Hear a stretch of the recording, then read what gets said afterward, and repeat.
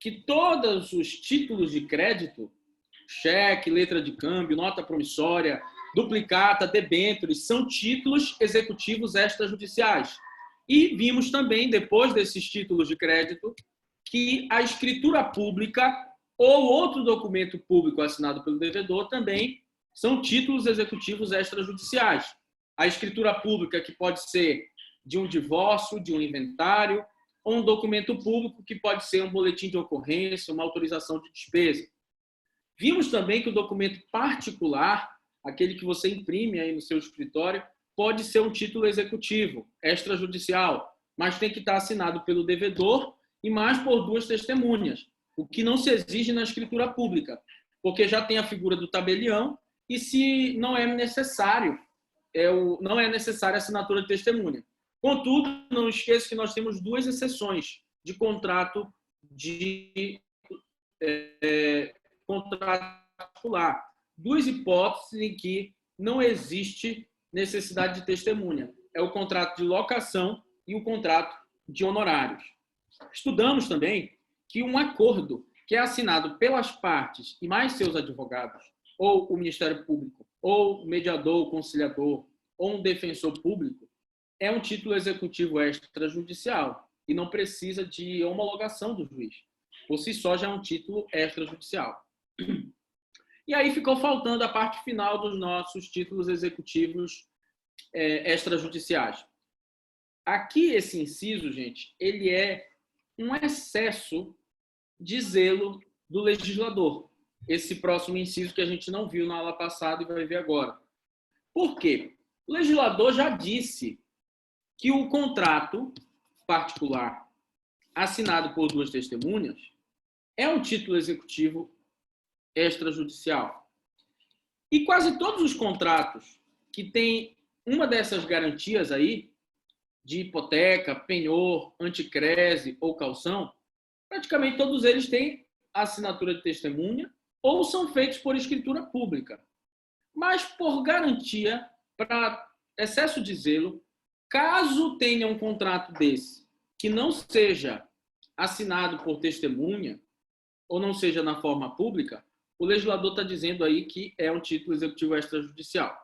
Então, o que acontece, gente? Nós temos várias formas de garantir que nós vamos cumprir a nossa parte no contrato. O que é a hipoteca? É quando eu garanto que eu vou cumprir o que eu me comprometi por meio de um imóvel, aonde o bem, o imóvel, fica com o devedor, a posse fica com o devedor, mas caso ele descumpra o pagamento, a obrigação dele, o imóvel vai poder ser penhorado, né? Ou seja, aquele credor vai poder se utilizar desse imóvel caso você não cumpra. O que é o penhor? O penhor é a garantia de uma dívida que você faz com um bem móvel, um veículo, uma obra de arte, ouro. A diferença é que, no caso do penhor, a posse desse bem fica com o credor. Ou seja, até você cumprir toda a sua obrigação, o bem fica com o credor. E a anticrese é uma garantia que se dá por meio de apreensão de frutos, né, de renda de um bem. Então, olha, eu garanto que eu vou cumprir a minha dívida com o aluguel desse trator, com o aluguel desse imóvel. E aí isso é a anticrese. Mas também nós temos outras formas de garantia, como a própria caução, né, onde eu deposito um valor como garantia. Todo esse inciso, vocês têm um semestre inteiro para estudar, não é aqui em processo civil, vocês estudam lá no Direitos Reais, vocês já estudaram Direitos Reais? Vocês passam um semestre todo estudando só isso. Não sei se já estudaram Direitos Reais. Estamos estudando. Estamos estudando, perfeito. Tá? Então, todas essas garantias vinculam uma coisa ao direito aí do credor. Tá? E os direitos reais conferem aí eficácia executiva a todos esses contratos. Temos também, gente, como título executivo extrajudicial, o seguro de vida, em caso de morte. E aí, gente, cuidado aqui. Eu posso ter um seguro de vida por invalidez, que se por um acaso eu sofrer um acidente e não conseguir mais trabalhar, eu vou receber um valor X? Posso. Mas esse seguro de vida por invalidez, esse seguro é um título executivo extrajudicial. Eu vou ter que ajuizar uma ação pelo procedimento comum. Assim como o seguro do veículo do seu carro não é seguro de vida, também não é título executivo extrajudicial. Ou seja, quando o legislador coloca no inciso 6 seguro de vida, ele exclui todos os outros seguros de invalidez, de veículos, do título executivo extrajudicial. Ou seja, se você quer cobrar o seguro do seu veículo na justiça, você vai ter que ajuizar uma ação pelo procedimento comum. E o seguro por invalidez ou por lesão corporal pelo procedimento comum. E por que o legislador fez isso, gente? O legislador fez isso porque, no caso do seguro de vida, basta comprovar a morte, basta com uma certidão de óbito. Mas os outros seguros de veículo e de invalidez envolvem uma ampla dilação probatória, que você vai ter que provar que ficou inválido. No caso do veículo, vai ter que cumprir uma série de condições. Isso seria incompatível com o procedimento de execução. Toda essa discussão e toda essa amplitude. Tá? Então, gente, não esqueçam. Somente seguro de vida é título executivo. Então, assim, chega um cliente no seu escritório. Doutor, o banco não quer me pagar 100 mil reais do seguro de vida do meu pai, do meu irmão, do meu marido. Tá? O que você vai fazer? Você vai entrar com a execução. Mas se chega um cliente no seu escritório, olha, a seguradora não quer pagar a perda total do meu veículo, está inventando um motivo fajuto aí. Você vai entrar com procedimento comum. Pode até pedir uma liminar, uma tutela provisória, mas não é execução. Tá? Temos também esse aqui que vocês não precisam saber, tá? Não precisam saber Professor, eu sou Marisa. Eu queria só uma informação aqui com relação à invalidez, para ser título executivo. Me diga uma coisa, essa invalidez, se provar que ela é permanente, não chega a ser título? Não chega a ser título, porque vai precisar de produção de provas. E quando o legislador coloca seguro de vida, ele exclui todos os outros. Ah, tá. Ele exclui todos os outros. Tá? Entendi. Obrigada. Só para fazer uma analogia com vocês já estudaram processo constitucional, controle de constitucionalidade? Sim ou não, gente?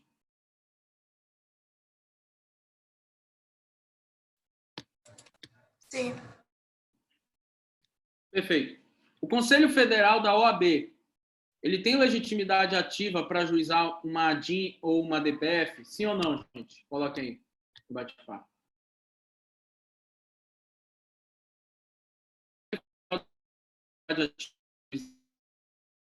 Uma ADIM, uma DC, uma DPF? Tem. Ele está no artigo 103 da Constituição Federal. O Conselho Federal da OAB tem legitimidade ativa para ajuizar uma ação do controle concentrado de constitucionalidade. Só que por que eu estou fazendo essa analogia? Pelo seguinte, pessoal. No artigo 103 da Constituição, o Constituinte ele coloca de forma expressa Conselho Federal da OAB. E daí vários conselhos federais de medicina, de odontologia, de administração começaram a entrar com a DIN, com a DC. O STF disse não. Quando o legislador diz Conselho Federal da OAB, ele exclui todos os outros. Porque se fosse para qualquer Conselho Federal, ele colocava Conselho Federal. A mesma lógica acontece aqui. Quando o legislador coloca contrato de seguro de vida, ele exclui todos os outros, porque se fosse para o seguro de invalidez ou para o seguro de veículo ser título executivo, ele colocava aqui contrato de seguro. Tá? Então, acaba excluindo todos os outros. Professor? Então,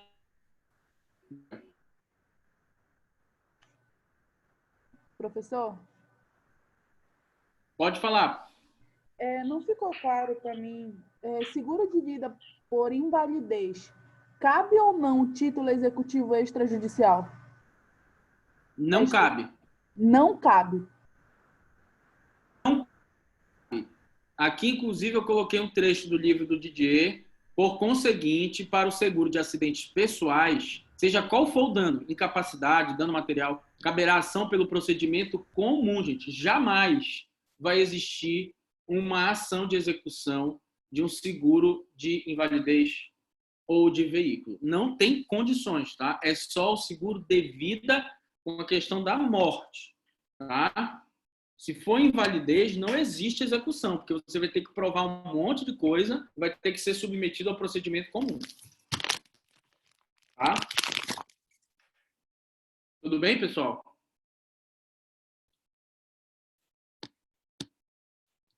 Tá, obrigado, Jéssica. Aí, olha só, gente. Aqui, o próximo, vocês não precisam saber, tá? Porque ele foi extinto do Código Civil. Esse contrato de foro e laudêmio, o crédito de foro e laudêmio, ele tem a ver com o contrato de enfiteuse, que não existe mais no Código Civil, tá?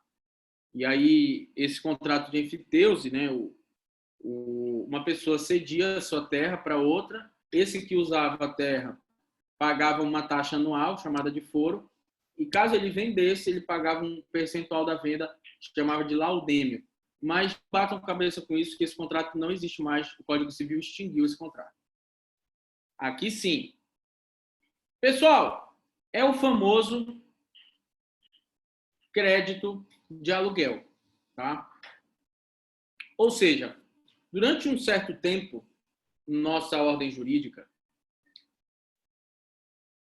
para eu cobrar aluguel de alguém, eu tinha que ajuizar uma ação de cobrança de aluguéis. Isso era um absurdo. Por quê? Se eu alugo um imóvel e a pessoa não pagou, facilmente, se eu alego que ela não pagou, facilmente a pessoa vai juntar lá um recibo ou um comprovante de transferência. Tá? Logo, é uma discussão muito pequena, que pode ser submetida à execução. Daí que o legislador coloca que o crédito de aluguel de imóvel pode... Em outras palavras, o contrato de locação. Só que o que acontece? Duas ações aqui não vão errar isso no Kahoot, pessoal. Não vão errar isso no Kahoot, senão eu vou encontrar com a pessoa lá na face e não vou mais falar com ela, tá? Vou parar de falar com essa pessoa. A primeira questão é a seguinte: não é só o valor do aluguel que é título executivo.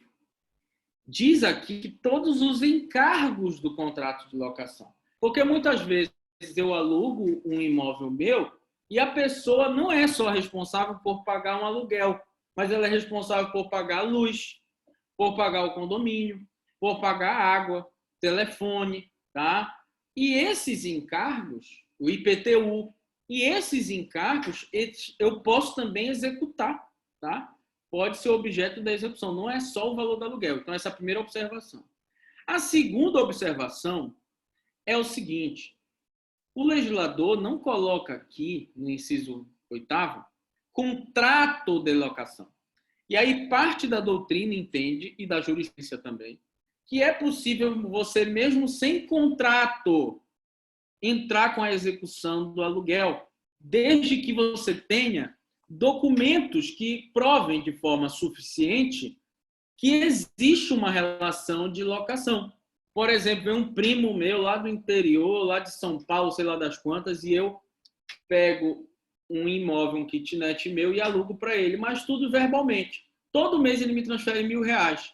E eu tenho, digamos, o WhatsApp também falando de que eu estou permitindo ele estar no imóvel. Então, parte da jurisprudência e da doutrina entende que pode o contrato de locação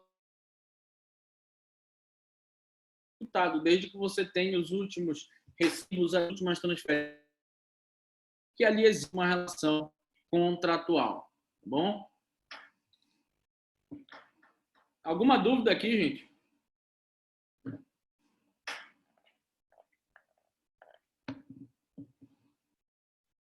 Bom, e já caminhando para o final, nós temos a certidão de dívida ativa. Certidão de dívida ativa. Então, muito cuidado aqui, gente. Vou pegar o nosso quadro branco, tá? muito cuidado aqui. Olha só. Nós vivemos num país que o quê? O Estado. O Estado. Tá? E as pessoas que moram nesse país, a Leila, a Bona, a Natara, o Matheus, Ana Vitória, Bolsonaro, Mandetta, Ronaldinho Gaúcho, o Babu, a Flaislane, todo mundo que mora nesse país. Pô, o Bolsonaro está nesse estado, me tira ele dele, então. E tu tá junto também. Tá todo mundo junto. Aí, olha só, gente. Tem um monte de gente aqui. O que acontece? Prestem bem atenção. Peraí, tem um bate-papo aqui. É bem do Babu, né? Me recuso a morar no mesmo lugar que o Bolsonaro. Isso aí, né, gente? Igual como... Não foi o Jean Willis que falou que se o Bolsonaro se elegesse, ele ia se mudar? Parece que ele se mudou mesmo, nem sei. Bom, olha só, gente.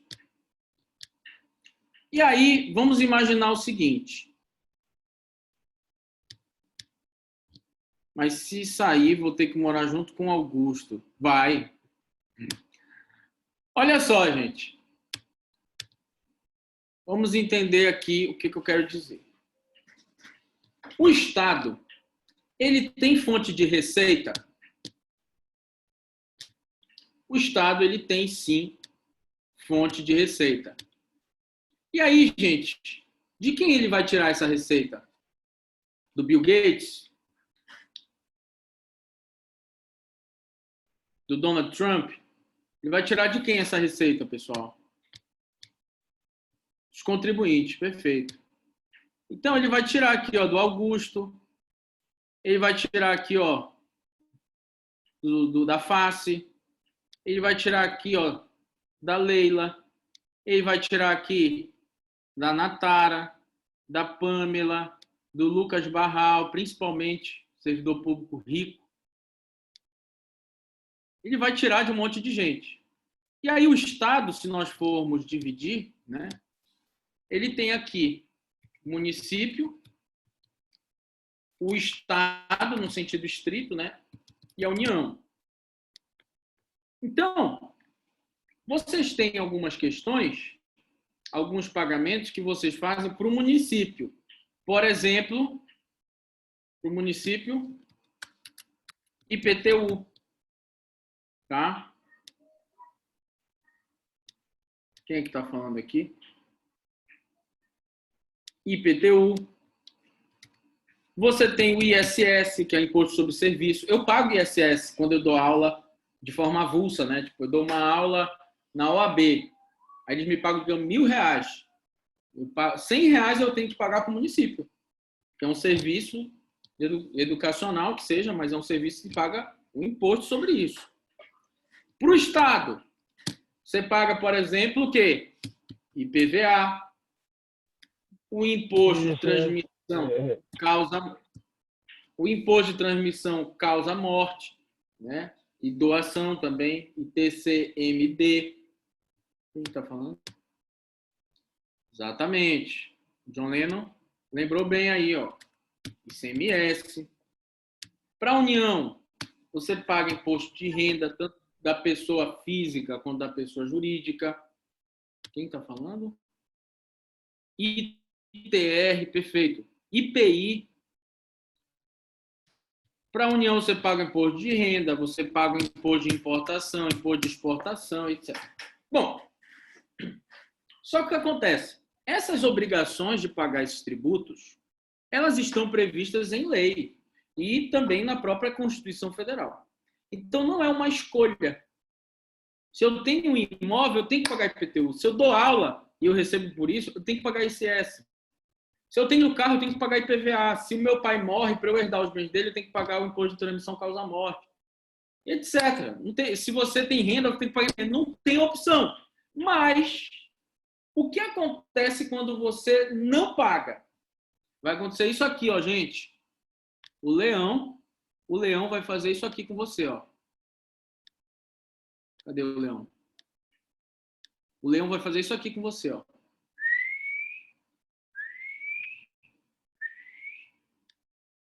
Vai fazer isso bem aqui, ó. Ele vai instaurar o quê? Um processo administrativo, tá?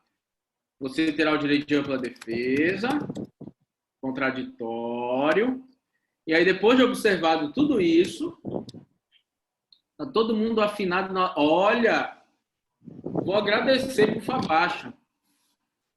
E aí depois de tudo isso, gente, você caiu na malha fina lá do imposto de renda, etc. Você foi notificado, você tem lá 30 dias para apresentar defesa, para dizer que pagou, para dizer que não já vendeu há muito tempo, para dizer que não teve renda. Você vai se defender lá. E no final de tudo isso, se a sua defesa não for acolhida, vai acontecer isso aqui, ó. Vai acontecer isso bem aqui, ó. Vai acontecer isso aqui, ó. Eles vão inscrever, tá? O débito. Eles vão inscrever o débito.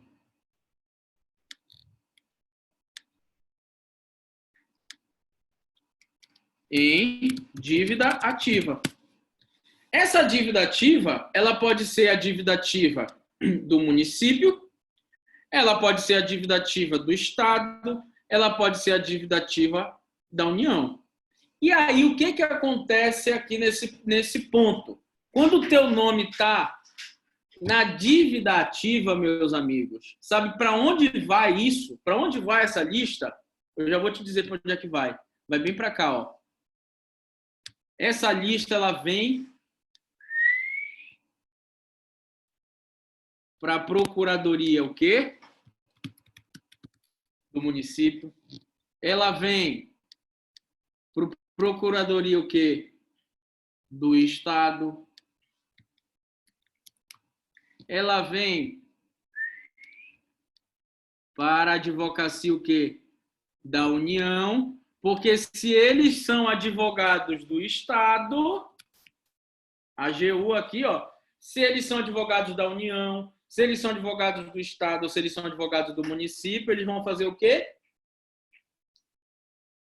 Lutar pelos interesses do seu cliente, que é a União, é o Estado, é o município. E eles vão fazer o quê, gente?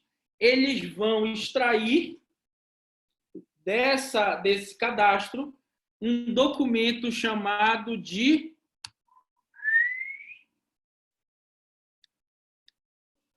certidão de dívida ativa. Para os mais íntimos, CDA. E aí, gente, a CDA, que é a certidão de que realmente você tem uma dívida lá nesse cadastro, ela é um documento extraído que consta o fato gerador do tributo, o embasamento legal, a data, o período da dívida, o teu nome completo, o número do processo administrativo que gerou a inscrição na certidão de dívida ativa. E aí o que vai acontecer, gente? O procurador vai pegar essa certidão de dívida ativa e vai entrar com a execução fiscal. Então, gente, é título executivo a certidão de dívida ativa da União, dos Estados e dos municípios. Vou pegar aqui. A certidão de dívida ativa, ela é título executivo. Deixa eu ver aqui o bate-papo. Descanse militante. Que executar, CDA, Procuradoria da Fazenda. Isso. Então, se alguém daqui tem o objetivo de ser procurador do município, de ser procurador do Estado, da União, grande parte das coisas que vocês vão fazer é executar quem está devendo esses entes públicos. Tá? Só que qual é a questão, pessoal, que vocês não podem esquecer, por favor? Não esqueça o que eu vou falar agora. Certidão de dívida ativa só envolve dívida de tributo? Respondo lá no chat. Sim ou não?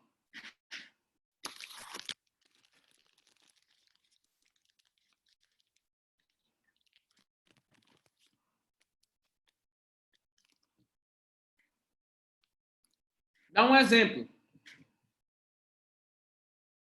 Vamos dar um exemplo aí, então, gente. Vamos aqui, exemplos de dívidas perante o Estado, o município ou União, que não são tributos. Bom, eu vou dar aqui alguns exemplos. Primeiro exemplo é dívida de custas processuais. Quem aqui já trabalhou em algum gabinete de juiz, etc., o que o juiz faz quando você não paga as custas finais lá do processo? Ele inscreve o teu nome em dívida ativa. E aí, gente, uma custa processual é tributo? Não. Não é tributo. Manda para dívida ativa. O Lucas Barral, que é o servidor público rico e confortável em período de pandemia. Receba essa bênção em nome de Jesus. É o Lucas que está falando, é? É sim. Ah, tu está dizendo que tu vai ser servidor, né? Público. Não, ou tu já é? Eu sou, mas então, não sou rico. Ah, tu vai ser rico em nome de Jesus. Então, olha só, pessoal. Outro exemplo. Aqui no Pará, é uma coisa rara de acontecer, tá? Mas acontece às vezes, né? Do pessoal tirar madeira ilegal. Não acontece de vez em quando, pessoal? Extração de madeira ilegal? De vez em quando acontece, é uma coisa rara, né? Nunca vi, o Ariane nunca viu. Exatamente porque há uma preservação muito grande, né? Em toda a região amazônica. Mas quando acontece, né? O que faz o IBAMA, gente? Ele aplica uma multa. E ele vai o quê? Colocar um auto de infração. Ele vai te autuar. E se você não paga essa multa, ela vai para onde, gente? Para a dívida ativa da União. Como eu tenho um cliente que é executado em multas ambientais que eles não pagaram, mas uma multa ambiental é tributo? Também não. Também não. Está todo mundo rindo, gente. Porque só eu vivo nesse mundo de Alice. Bom, outro exemplo. Quem aqui gosta de tomar açaí? Bom, quem não gosta não precisa nem responder, porque nem gente é. Mas quem gosta de tomar açaí sabe que existem regras de vigilância sanitária que... Quem respondeu? Não acredito, gente. Ah, tá. Existem regras de vigilância sanitária que, se você não tiver uma certa questão de higiene no restaurante, nesse negócio de açaí, a vigilância sanitária, o quê? Mesma coisa, auto de infração, multa. E se você não paga, vai para a dívida ativa do município. Quem mais está falando? Não acredito, gente. Açaí é vida, eu amo. Ah, beleza. Outro exemplo aqui, gente. Quem assistiu o pronunciamento do Helder Barbalho agora? Eu estava assistindo agora, faz uma hora e meia. Quem assistiu? O que ele falou? Que no decreto dele tem autorização para multar quem ficar aberto e não está dentro do decreto como atividade essencial. Então, só tem lá no decreto posto de gasolina, hospital, farmácia, tá? Não tem lá loja de roupa, nem restaurante, só delivery, né? Meu presidente da República do Pará.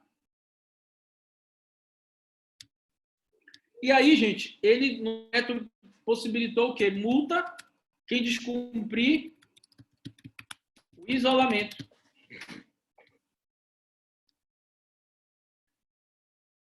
Olha, o John Lennon está até preocupado se o cara já jantou. É muito apreço e carinho, né, com esse governante. Então, gente, multa. E se você não pagar, vai para a dívida ativa. Outro exemplo, pessoal. Se um fornecedor de produto ou serviço, na inscrição do nome de dívida ativa, gera de aquela mesma ação, tá? Se você não paga as custas finais e é uma extinção sem resolução do mérito, você não pode propor de não pagar as custas. Perfeito. Também, multas do Detran. Perfeitamente. E aqui, ó, um outro exemplo, Procon. O que o Procon faz com fornecedores de produtos e serviços que, de forma reiterada, violam o direito do consumidor? Depois de receberem várias denúncias lá no Procon, chega uma hora que vai para a autoridade, para o presidente do Procon, ele vai instaurar um processo administrativo, possibilitando a defesa e tudo, ao final ele vai aplicar uma multa. Só para vocês terem um exemplo, vou colocar aqui, teve uma multa, olha, gente, teve uma multa de 5 milhões do Procon em São Paulo, ó, contra a Samsung. Vou colocar aqui, ó, Procon, São Paulo, Procon, multa milhões, Samsung. Olha aí, Procon multa em 5 milhões. Empresas que não resolvem os problemas dos clientes. Tá? Então, isso porque o direito do consumidor, ele tem... Não, dívida bancária não. Dívida bancária ele pode até executar por causa do contrato, né? Que é um título executivo, mas não é dívida ativa.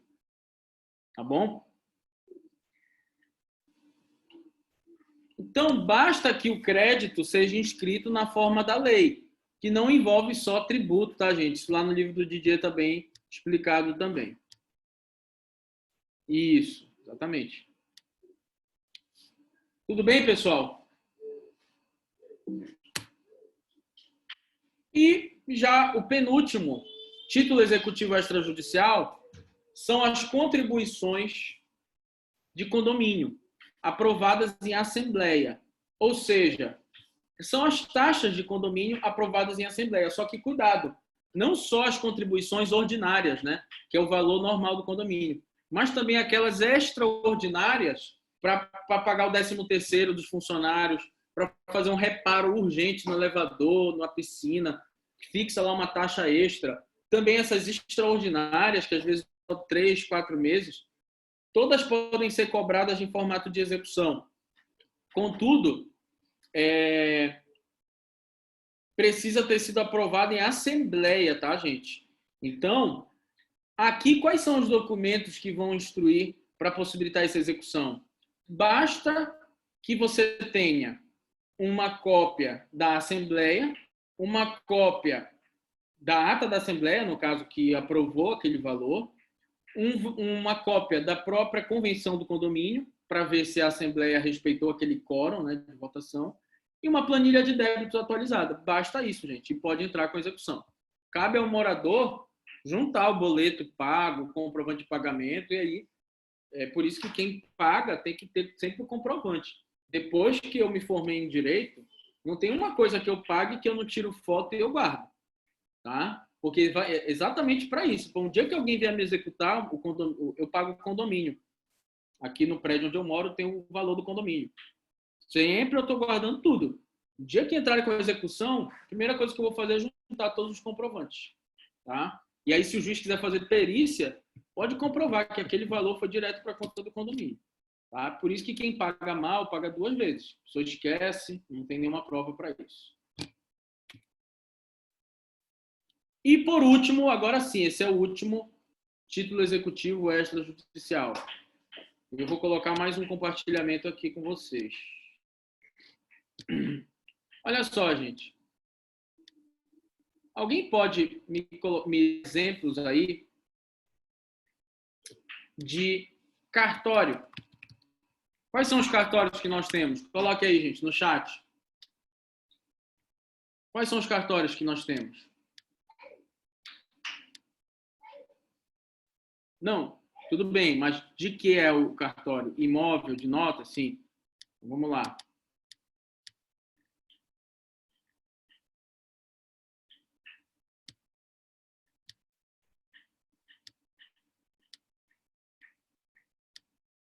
Vamos ver aqui, que vocês colocaram no bate-papo. De notas, de pessoas naturais, de imóveis, de registro. Tá. Então, vamos lá colocar, gente. Nós temos cartório, casamento, notas e documentos, cartório de protesto, cartório de imóveis, cartório de pessoas jurídicas. Tá? Quem colocou mais alguma coisa? Casamento, notas, pessoas naturais, registro de imóveis, já coloquei. Bom, o que acontece, gente? O cartório, tá? Que ele confere validade aí aos negócios jurídicos, etc., com a figura aí do Estado, através do tabelião, ele cobra valores por esses serviços, tá? E aí, esses valores que ele cobra, ele está amparado em lei. Não é da cabeça dele. O valor que eu cobro na minha loja de roupa ou na minha loja, sei lá, de celular, eu posso colocar o valor que eu quiser, eu sou livre. O cartório, ele tem que cobrar o valor que está na regulamentação. E todo ano é atualizada essa tabela de valores. Que quem faz o controle dos valores é o Tribunal de Justiça, tá? Todo ano ele faz uma tabela atualizada desses valores. E, gente, é caro. Algumas coisas são caras. Por exemplo, para você registrar uma compra e venda de um imóvel alterando o proprietário, você vai pagar lá 5 mil, 4 mil, dependendo do valor do imóvel. E aí, gente, como eles estão cobrando algo amparado em lei, se eles comprovarem que prestaram serviço e vocês não pagaram aquele serviço, e eles têm lá a cópia do protocolo, você requerendo, eles fizeram aquele serviço, você não pagou, o que eles vão fazer, gente? Eles vão fazer isso aqui, ó. A certidão de serventia notarial, ou seja, cartório, referente às despesas dos atos por eles praticados, fixados nas tabelas em lei. Então, você tem cartório de títulos e documentos, você tem cartório de registro de pessoas naturais, cartório de pessoas jurídicas, cartório de imóveis. E aí, basta que esse cartório faça uma certidão dizendo o serviço que ele prestou e entra com a execução. Tá? Essa certidão vai ser suficiente. O Fred DJ entende que é muito raro que isso aconteça, porque os cartórios todos eles só fazem o serviço mediante o prévio pagamento. Mas, nesse Brasil aí de 200 e poucos milhões de habitantes, tudo é possível, né? Vai lá que o dono do cartório do interior é amigo lá dos fazendeiros e tal, e faz o registro de um monte de imóvel para cobrar depois, e aí não pagam, o cara tem um prejuízo gigantesco lá. Pode acontecer, gente.